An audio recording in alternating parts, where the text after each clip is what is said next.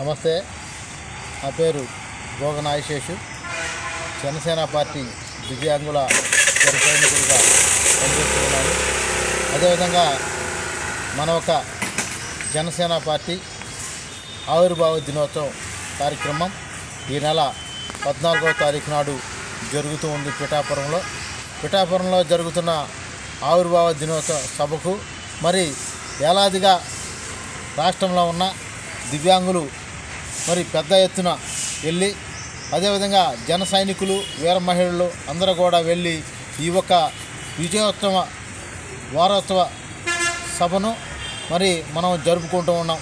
ఈ విజయోత్సవ సభ అంటే మరి మనం ఆవిర్భావ దినోత్సవం మన విజయం మరి 100% స్ట్రైక్ రేట్తో మనం విజయం సాధించిన తర్వాత మరి మన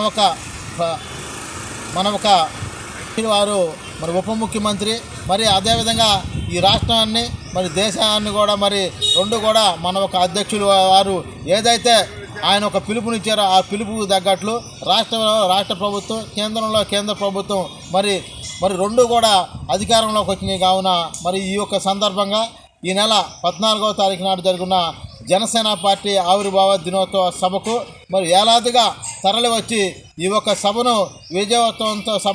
విజయవంతం చేయాలని చెప్పి మరీ రాష్ట్రంలో ఉన్న దివ్యాంగుల అన్నదమ్ముల అక్క చెల్లెలకి, జనసేన పార్టీ నాయకులకు, వీర మహిళలకు, జన సైనికులకు, ప్రజలకు మరి అందరిని కూడా మరీ తెలియజేస్తూ ఉన్నా.